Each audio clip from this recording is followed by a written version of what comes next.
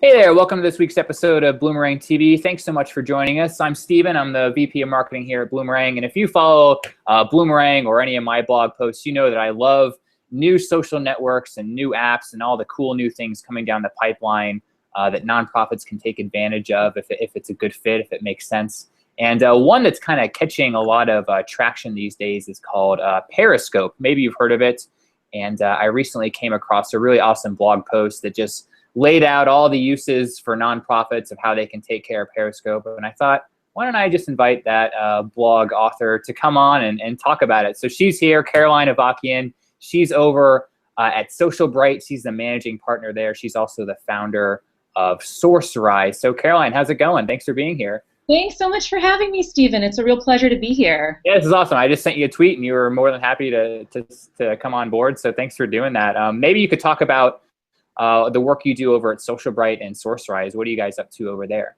Sure, yeah. So I'm the managing partner of Socialbrite, and we are a social media for nonprofits consultancy, and we work with nonprofits and NGOs all over the world, helping them do better social good with social media. And I'm also the founder of SourceRise, which is a social enterprise that helps connect international journalists to on-the-ground expert sources that are working for NGOs during humanitarian crises. So we help reporters report better on humanitarian news. Very cool. And I was familiar with Socialbrite because you guys have really great blog posts and you put out good content, but I didn't know about SourceRise. So that's awesome work that you guys are doing. That's really cool. Thank you. Yeah, we just started. It's a brand new social enterprise, but we've gotten some good feedback that this is something that both the nonprofit world and the journalism world needs. Very cool, very cool. Well, you wrote this awesome post recently about Periscope, and it's this new app. It's sort of a video streaming app. Can you talk about what Periscope is for folks who may have not heard of it, or maybe you have heard of it but not sure what it does exactly? Sure. Well, if you haven't heard of it, that's perfectly fine. It's been around for about, I think, just turned 4 months old, and it's a free mobile live streaming app that is both available for iOS and Android, and Twitter purchased the app right before launch. So essentially what makes Periscope different from other live streaming tools is the fact that you're able to chat on whenever you're live streaming. So it has that functionality that really engages and opens up two-way conversations. Very cool. And I've used it a couple times at events. It's always kind of fun because you start it up, you start broadcasting, and people kind of log in and you can see who's watching. You can talk to them there. It's really kind of slick. And I didn't know that Twitter had acquired them, so that's good. I bet they play pretty nice together, I would imagine. They play great together. And I think, you know, the competitor for Periscope is Meerkat, and I think, which is also another live streaming tool.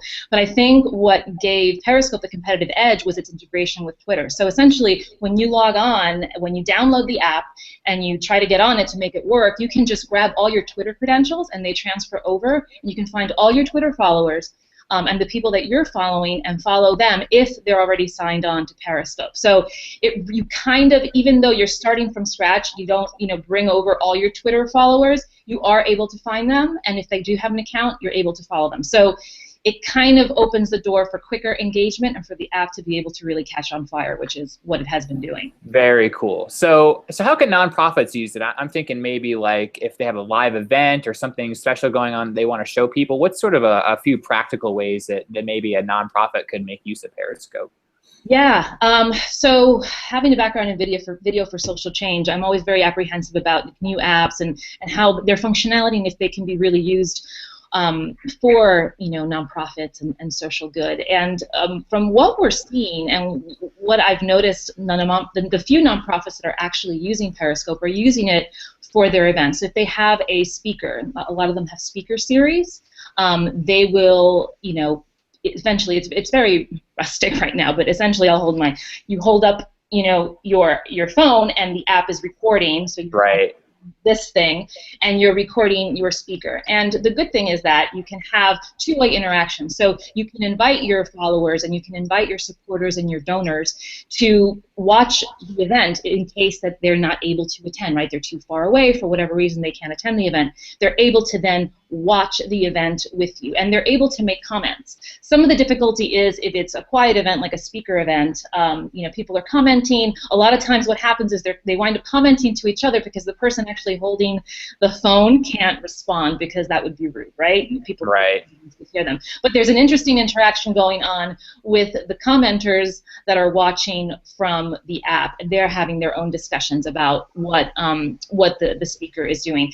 One thing I haven't seen that I would recommend as well, if you're a nonprofit or an NGO that has a very expensive gala and most people cannot afford to attend those $500,000 plate dinners, this is a great time to perhaps have some type of Periscope live streaming correspondent that goes around and really shows you what the event is like. And yeah.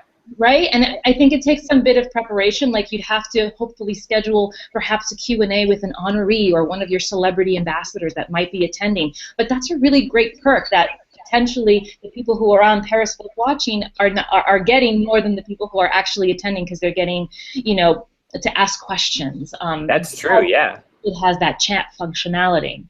And you can maybe generate some of that fear of missing out a little bit, and maybe generate some interest in the event next year by doing that, maybe. Exactly. It's just a really good way to connect supporters and donors that aren't able to attend your events and include them in a way that makes them feel like they're there in a certain way.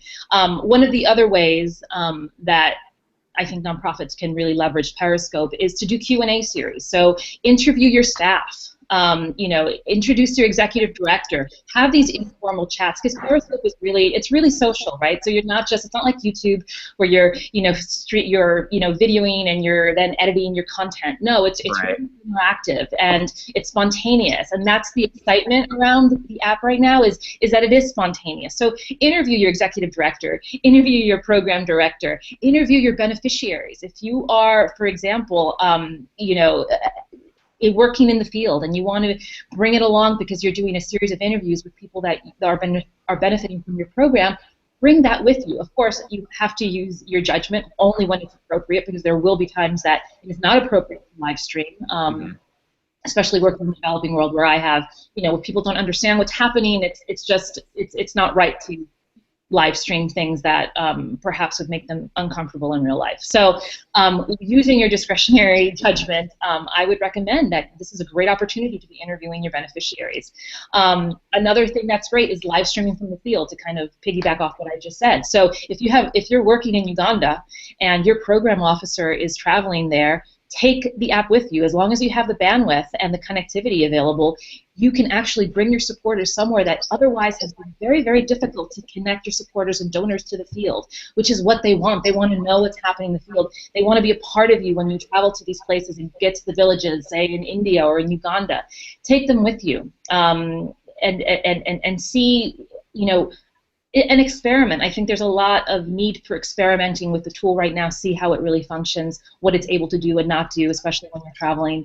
But I think that's a really good way to connect your donors and supporters to the work that's actually happening on the ground. If you're a US-based organization, bring it along for those important mission moments. If you're Habitat for Humanity and you're building homes, if you're doing another kind of event like a race or a walkathon, any types of these events that are supporter and donor-based are fantastic to bring this app to and live stream from there. And just talk to people, interview them, have them interact with the people that are watching you on Periscope. And lastly, one of the things that I think is really great is to use it as a crowdsourcing tool, and also to make announcements. So say you're working on a new logo.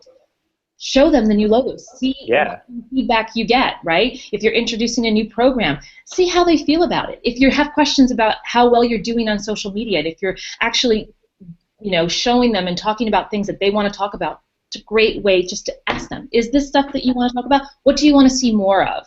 How can we do better? And it's a great real-time way of finding out what your supporters think. And announcements. The other thing, lastly, is announcements. So say you have a wonderful USAID grant that just came in. Besides the press release, get on Periscope, make the announcements, share the excitement. People will be excited for you. They'll ask questions. Also a great way to announce a new staff member. You can announce them. They can do a little Q&A with people. So I think the possibilities are really endless, and NGOs and nonprofits will find ways that fit their mission and their needs to use it. Yeah, you got me excited. I'm thinking of all the ways that even Bloomerang can start using it. I want to go out and open a Periscope for Bloomerang. This is great. Now, You kind of touched on this, and Socialbrite is obviously someone who's a great blog that's covering lots of different things happening in social media. It seems like nonprofits can maybe get overwhelmed by like all the tools that are out there and all these new things. How did you kind of decide that maybe Periscope was one that has all these possibilities? What advice would you have for people who want to keep up on all this stuff, but there's so much, how can you choose the best app to kind of try out? Should you try everything? Should you just kind of wait until more bubbles up to the surface and really gets widely accepted? How would you go about choosing things like that? Yeah, that's a really good question, Steve, and I think that's one that most nonprofits grapple with, right? Most nonprofits, frankly, are understaffed. If they even have a communications team, most of them are stretched out doing fundraising as well. If you have a social media person, that's great, and I would say, yeah, try out all the new apps because that's your job. But if you don't have that, if you don't have a dedicated social media, try out the apps and see if they work for you, not get on every app, because I definitely don't recommend nonprofits use everything. I say always pick your top 3 and focus on those. Yeah. Well on those. Where is your audience? Go there, right? So I think, if you have a dedicated communication social media person, I think it is part of your job to figure out as the apps are coming in, give it a test. Don't use it on the main account for your nonprofit. Perhaps decide what I did. I didn't use it for Socialbrite or SourceRise. I used it for Avakian for my own personal account. I started playing with it. I started listening, right? It's like with any other social media tool. You don't want to go out and start broadcasting. You step aside and you listen first. You see what other people are doing with the app. You see how others are leveraging it. You really start to understand how to use the tool and its functionality. And I think then for me, it happened very organically. The ideas just started percolating. I was like, wait a minute. And I'm not one to be excited over new tools. I tend to have a very skeptical eye as to how helpful these new apps really are to nonprofits. I didn't jump on Vine right away. I'm not a Snapchatter. It's just not my thing. But there was something about Periscope, and maybe it has something to do with my background in video of social change, that I immediately saw its potential to really be able to take supporters and donors to places that they can't get to and that they desperately want to be at. So my recommendation is, with caution, check out the new apps. If it's something that you think you're going to be in charge of social media, if there's one person and you respond to it well, then do it. If it's something that is tedious, that you don't feel is going to be connecting really with your supporters, then leave it alone. Focus on what's working, But I would say if there's something that you think, hey, we do have that event coming up, let me give it a try. What's the worst thing that can happen? I would say try it out. See if it works for you. You'll learn a lot just by doing. Yeah, I agree. It doesn't hurt to try, right? Right. Well, cool. Well, go download Periscope if you're watching this. Try it out. We'll definitely link to Caroline's article about this right here on this video. And I see you also got a case study from an actual organization in Michigan that's using it. So we'll link to that as well. It's pretty cool. Wonderful. Well, this is awesome, Caroline. Thanks for sharing all this knowledge. And hopefully we'll talk to you again soon. Definitely follow Socialbrite. Really good content over there. So thanks for being here, Caroline. This was a lot of fun. Thank you so much, Stephen, for having me. And thanks to all of you for watching, for hanging out with us for about 15 minutes or so. We'll catch you next week with another great episode. Hope you watch again soon. Bye now. Take care.